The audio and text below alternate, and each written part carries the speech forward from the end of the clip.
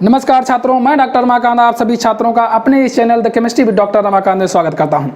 छात्रों, आज हम इस लेक्चर में डिस्कशन करने वाले हैं जीरो ऑर्डर रिएक्शंस यानी शून्य कोटि की अभिक्रियाएं क्या होती हैं और उससे संबंधित समाकलित वेग समीकरण यानी इंटीग्रेटेड रेट इक्वेशन या रेट लॉ, हाफ लाइफ यानी अर्धायु और इस अभिक्रिया से संबंधित ग्राफ को भी हम इस लेक्चर में अध्ययन करेंगे। अर्थात छात्रों, हम जीरो ऑर्डर रिएक्शन की फुल काइनेटिक्स का अध्ययन इस लेक्चर में करेंगे। तो चलिए छात्रों, उस पूरे लेक्चर में बने रहिएगा और कहीं बन ना जाइएगा। आप जीरो ऑर्डर रिएक्शन के बारे में फुल काइनेटिक्स को अच्छे से समझ जाएंगे। तो चलिए छात्रों, शुरुआत करते हैं। शुरुआत करने से पहले एक चीज़ कहना चाहूँगा छात्रों, यदि आपने मेरे चैनल को अभी तक आपने सब्सक्राइब नहीं किया है तो चैनल को सब्सक्राइब कर लीजिए और मुझे फेसबुक पेज पर भी ज्वाइन कर लीजिए। चलिए शुरुआत करते हैं। तो हम बात करते हैं कि पहले जीरो ऑर्डर रिएक्शन क्या होती हैं, शून्य कोटि की अभिक्रियाएं क्या होती हैं। इसमें वर्ड में ही काफ़ी कुछ लगा है। शून्य कोटि अर्थात जिसका ऑर्डर जीरो हो। इसका मतलब क्या है? इसका मतलब ये होता है कि वो अभिक्रियाएं जिनका वेग अभिकारक की सांद्रता के शून्य घातांक के समानुपाती होता है। अर्थात ये अभिक्रियाएं का वेग अभिकारकों की सांद्रताओं पर निर्भर नहीं करता है। हम क्या कह सकते हैं कि वो अभिक्रियाएं जिनका वेग अभिकारकों की सांद्रता पर निर्भर नहीं करता है। अभिकारकों की सांद्रता पर निर्भर नहीं करता है, सांद्रता पर निर्भर नहीं करता है, नहीं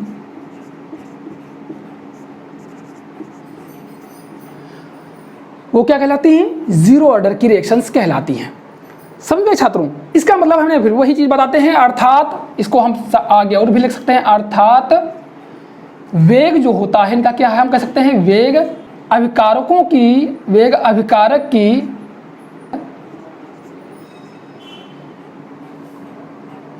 की सांद्रता के शून्य घातांक, शून्य या घात के समानुपाती होता है। समानुपाती होता, इसका मतलब ये भी हो गया। यहाँ पर हम इसको हटा सकते हैं, अर्थात में ये कर सकते हैं। अर्थात वेग अभिकारक की सांद्रताओं के शून्य घात के समानुपाती होता है। तो ऐसी अभिक्रियाएं क्या कहलाती हैं? शून्य कोटि की अभिक्रियाएं कहलाती हैं। अब इनकी कुछ एग्जाम्पल्स बात कर लेते हैं। छात्रों, ये अभिक्रियाएं बहुत रेयर होती हैं और आपको एक चीज़ बता देता हूँ, ध्यान रखिए। जो अभिक्रियाएं धातुओं की सतह पर संपन्न होती हैं वो मोस्टली शून्य कोटि की अभिक्रियाएं होती हैं। ये ध्यान रखिए, फिर से कॉम्पिटिटिव एग्जाम में पूछा भी जा सकता है। जो अभिक्रियाएं धातुओं की सतह में संपन्न होती हैं वो शून्य कोटि की होती हैं। क्यों शून्य कोटि की होती हैं उसका भी कारण बताते हैं। देखिए, धातुओं पर सतह पर जब कोई अभिक्रियाएं कराई जाती हैं मोस्टली गैसेस स्टेज की, तो आप जब प्रेशर डालते हो तो सतह पर पूर्णतः मॉलिक्यूल एडजॉर्ब हो जाते हैं। जब एडजॉर्ब हो जाते हैं तो स्थान बचता नहीं है सतह पर, और फिर आप चाहे जितना भी कंसंट्रेशन बढ़ा दो, चाहे जितना भी बढ़ा दो, जब सतह पर कोई एब्जॉर्ब करने का स्थान ही नहीं बचता है तो अभिक्रिया का वेग सांद्रता पर निर्भर नहीं करता, सांद्रता उसको प्रभावित नहीं करती है। तो ऐसी अभिक्रियाएं फिर वो शून्य कोटि की अभिक्रियाएं हो जाती हैं। जैसे हम अभी एक एग्जाम्पल आपके सामने दे रहे हैं, एक दो एग्जाम्पल देंगे, एक धातु का दे रहे हैं। जैसे आप अमोनिया को अगर डिकम्पोज करें प्लेटिनम की धातु के ऊपर, तो ये अमोनिया गैस होती है। निश्चित तौर पर ये डिकम्पोज करोगे तो आपका क्या बन जाएगा? N2+ हाइड्रोजन आपको मुक्त हो जाएगी। ये भी गैस स्टेज में होती है, ये भी गैस होती है। तो ये अभिक्रिया क्या होती है? जीरो ऑर्डर रिएक्शन, क्योंकि इसकी का वेग अभिकारकों की सांद्रता पर निर्भर नहीं कर रहा है। क्योंकि अभिकारक जितने भी शुरुआत में थे सब PT पर एडजॉर्ब हो गए और फिर इनकी चाहे जितनी भी सांद्रता बढ़ाते जाओ उसका कोई भी प्रभाव नहीं पड़ता। तो ये शून्य कोटि की अभिक्रिया कहलाती हैं।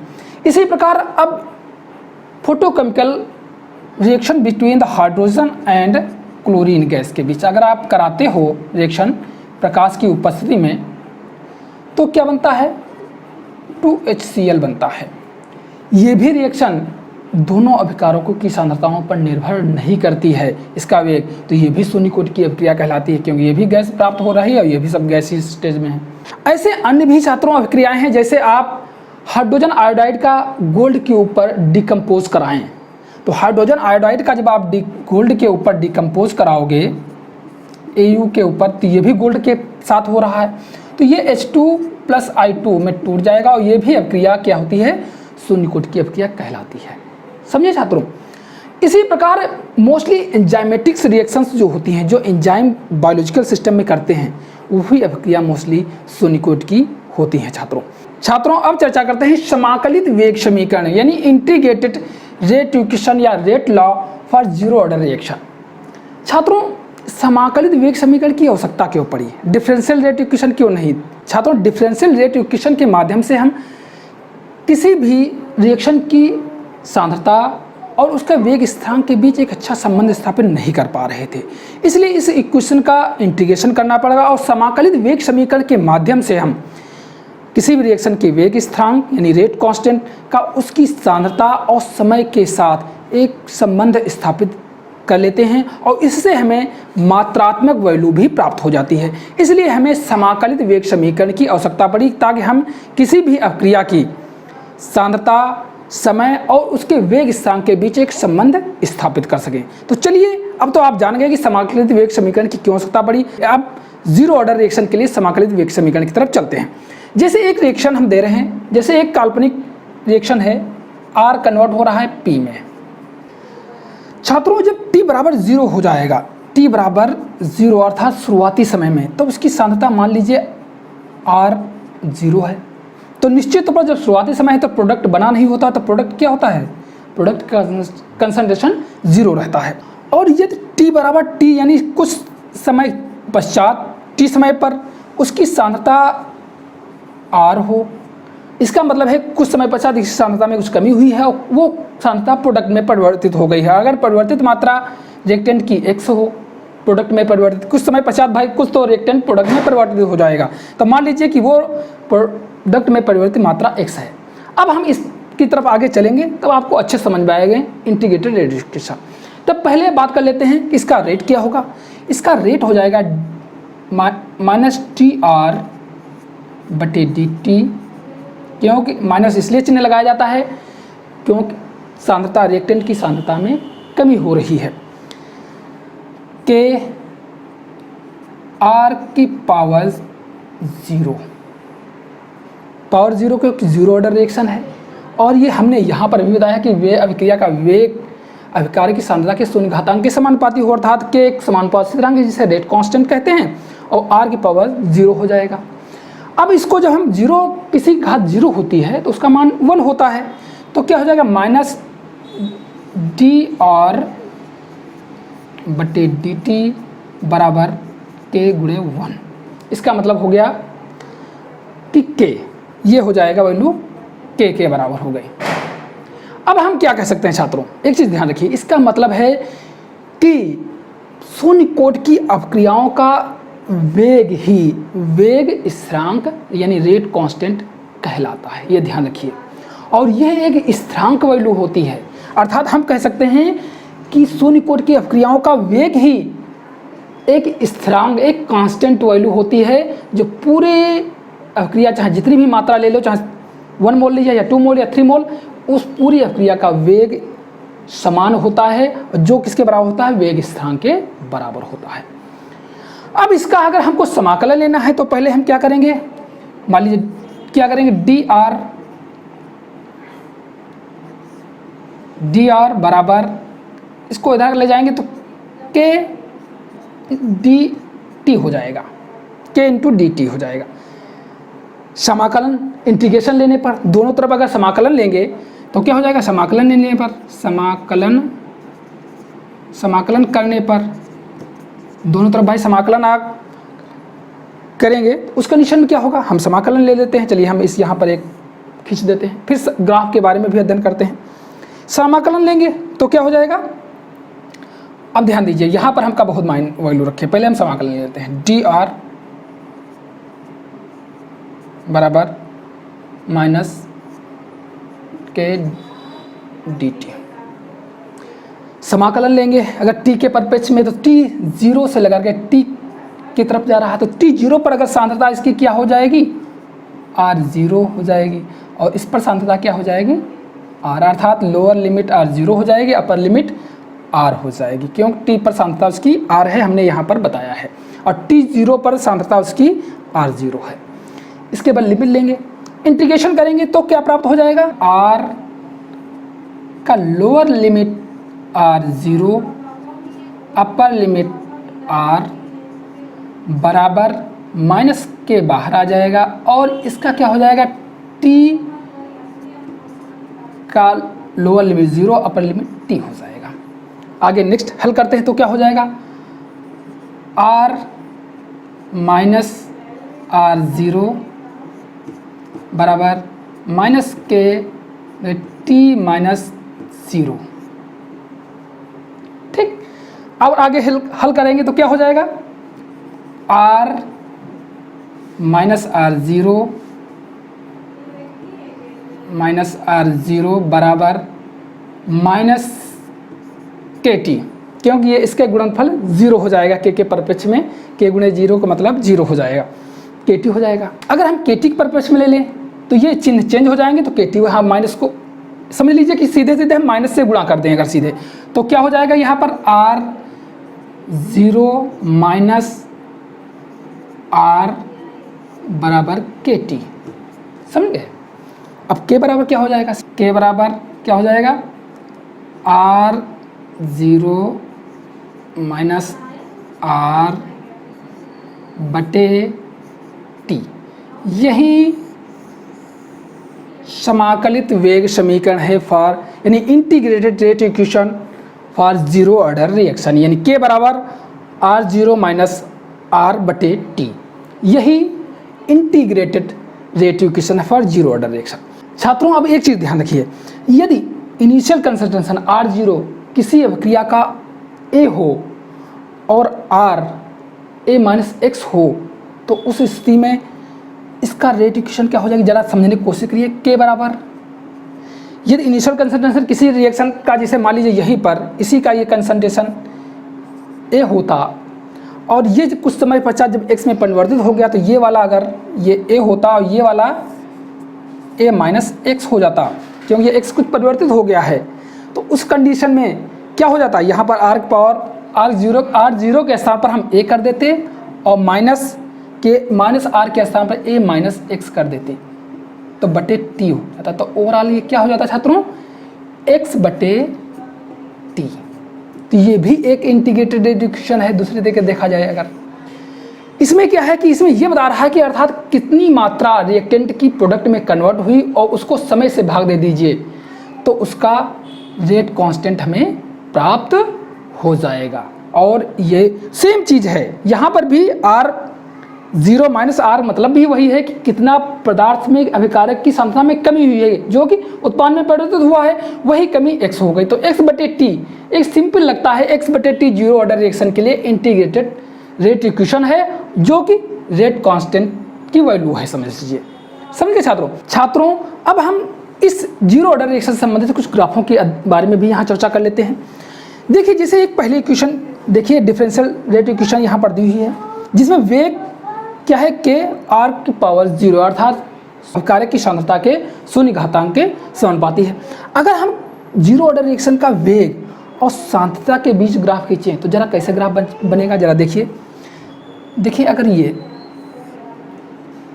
कोई मान लीजिए ये x एक्सिस ले लेते हैं या y एक्सिस ले लेते हैं, अगर इस पर हम इस एक्सिस पर रेट ले लेते हैं, क्या लेते हैं, रेट ले लेते हैं, और इस एक्सिस पर यानी x एक्सिस पर अगर हम रिएक्टेंट के कंसंट्रेशन को ले लेते हैं, रिएक्टेंट के कंसंट्रेशन यहाँ 0 है, तो आपका क्या ग्राफ कैसा लगता है, क्योंकि ये वैल्यू सांद्रता पर निर्भर नहीं कर रहे, तो के कांस्टेंट है, इसमें कोई परिवर्तन नहीं होगा, अर्थात ये समांतर रेखा आपकी प्राप्त हो जाएगी।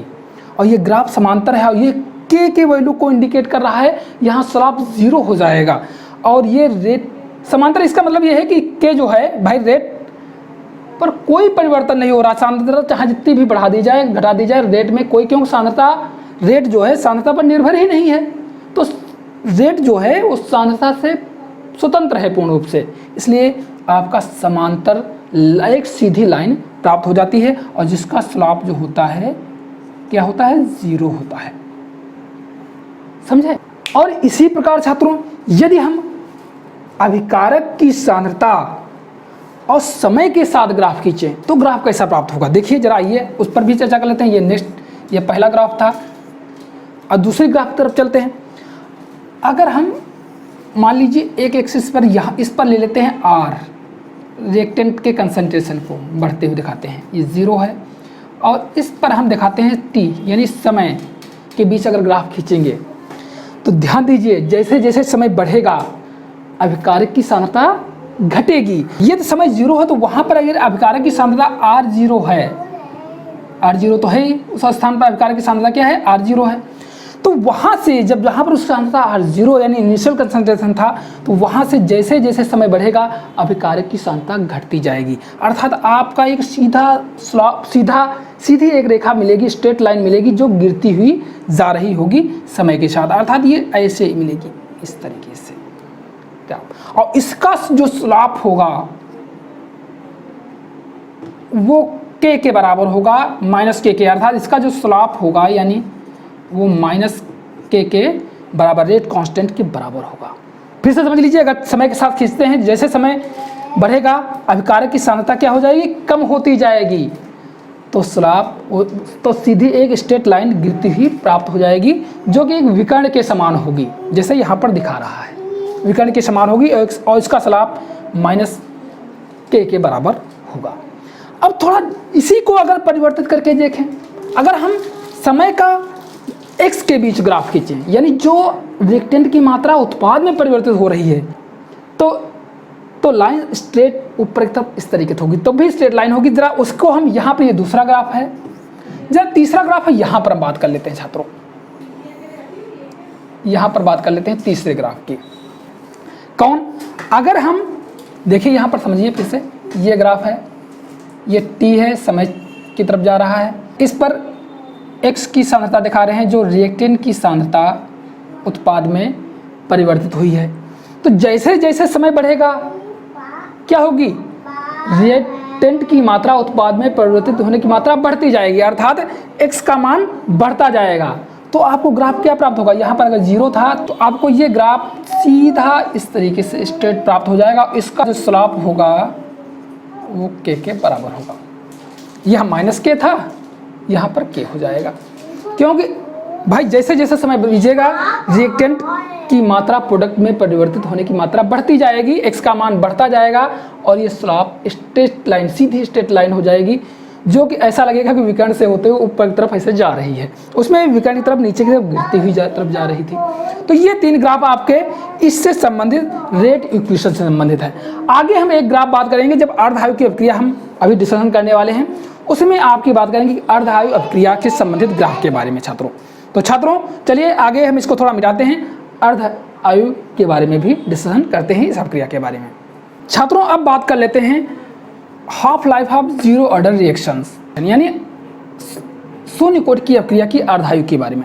तो पहले बात कर लेते हैं कि अर्धआयु होती क्या है। अर्धआयु अर्थात आधी अभिक्रिया को पूर्ण होने में लगा समय, उसकी अर्धआयु कहलाती है। दूसरे तरीके से हम ये कह सकते हैं कि अभिकारक की आधी सांद्रता जब उत्पाद में परिवर्तित हो जाए तो उसमें जो समय लगता है उसे हम हाफ लाइफ यानी अर्धआयु कहते हैं।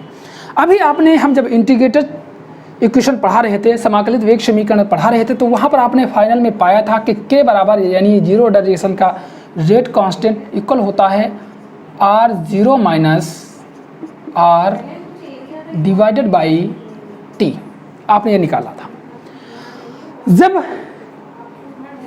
T बराबर T हाफ यानी आधा हो, आधा समय निकल जाए, तो उस कंडीशन में R क्या हो जाता है, रिएक्टेंट अभिकारक की सांद्रता क्या हो जाएगी, अभिकारक की प्रारंभिक यानी इनिशियल कंसंट्रेशन की आधी हो जाएगी, यानी R0/2 हो जाएगी, आधी रह जाएगी।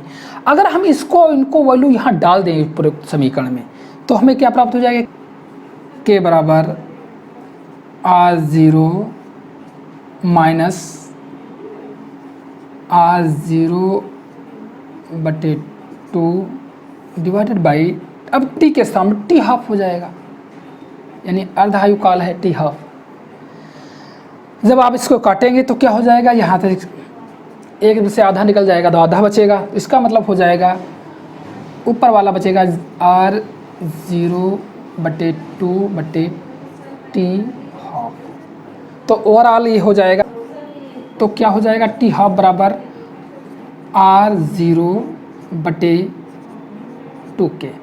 ये आपकी अर्धायु प्राप्त हो जाएगी इस अपक्रिया। और ये अर्धायु, इसका मतलब क्या है, अर्धायु अभिकारक की प्रारंभिक सांद्रता के समानुपाती होती है।